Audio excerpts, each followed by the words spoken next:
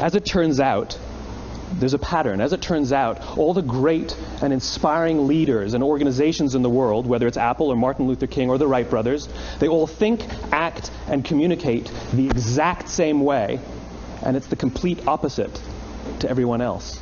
And it's probably the world's simplest idea. I call it the golden circle.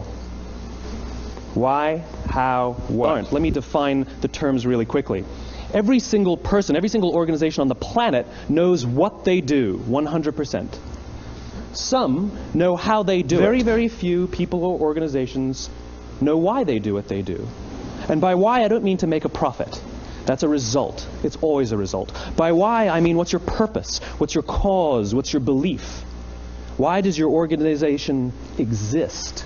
Well, as a result, the way we think, the way we act, the way we communicate is from the outside in. It's obvious. We go from the clearest thing to the fuzziest thing. But the inspired leaders and the inspired organizations, regardless of their size, regardless of their industry, all think, act, and communicate from the inside out. Let me give you an example. If Apple were like everyone else, a marketing message from them might sound like this. We make great computers. They're beautifully designed, simple to use, and user-friendly. Want to buy one? Meh. And that's how most of us communicate. That's how most marketing is done, that's how most sales is done, and that's how most of us communicate interpersonally. We say what we do, we say how we're different or how we're better, and we expect some sort of behavior, a purchase, a vote, something like that. Everything we do, we believe in challenging the status quo. We believe in thinking differently. The way we challenge the status quo is by making our products beautifully designed, simple to use, and user-friendly. We just happen to make great computers. Want to buy one? Totally different, right? You ready to buy a computer from me? All I did was reverse the order of the information. What it proves to us is that people don't buy what you do, people buy why you do it. People don't buy what you do, they buy why you do it. The goal is not to do business with everybody who needs what you have.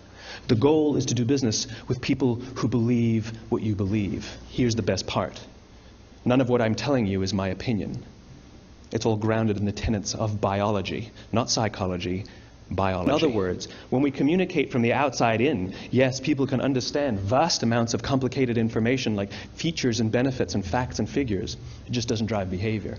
When we communicate from the inside out, we're talking directly to the part of the brain that controls behavior, and then we allow people to rationalize it with the tangible things we say and do. The part of the brain that controls decision-making doesn't control language, and the best we can muster up is, I don't know, it just doesn't feel right. Again, the goal is not just to sell people who need what you have, the goal is to sell to people who believe what you believe.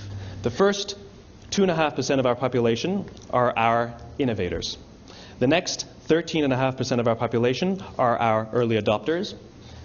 The next 34% are your early majority, your late majority, and your laggards. We all sit at various places at various times on the scale, but what the law of diffusion of innovation tells us is that if you want mass market success or mass market acceptance of an idea, you cannot have it until you achieve this tipping point between 15 and 18% market penetration, and then the system tips. Because you see, the early majority will not try something until someone else has tried it first. And these guys, the innovators and the early adopters, they're comfortable making those gut decisions. They're more comfortable making those intuitive decisions that are driven by what they believe about the world and not just what product is available.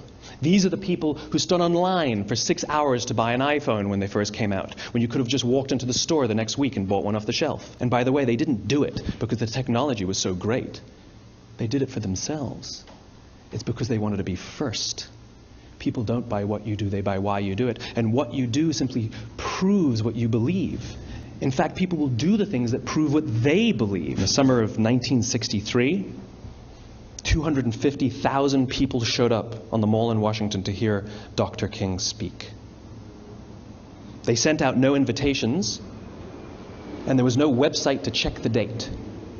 How do you do that? He didn't go around telling people what needed to change in America. He went around and told people what he believed. I believe, I believe, I believe, he told people. And people who believed what he believed took his cause and they made it their own, and they told people. And lo and behold, 250,000 people showed up on the right day, on the right time to hear him speak. How many of them showed up for him? 0. They showed up for themselves. It's what they believed about America that got them to travel on a bus for 8 hours to stand in the sun in Washington in the middle of August. We followed not for him, but for ourselves. And by the way, he gave the I have a dream speech, not the I have a plan speech. Because there are leaders and there are those who lead. Leaders hold a position of power or authority, but those who lead inspire us. Whether they're individuals or organizations, we follow those who lead, not because we have to, but because we want to. We follow those who lead, not for them, but for ourselves.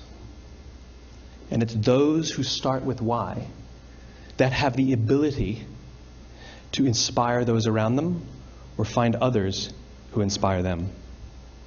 Thank you very much.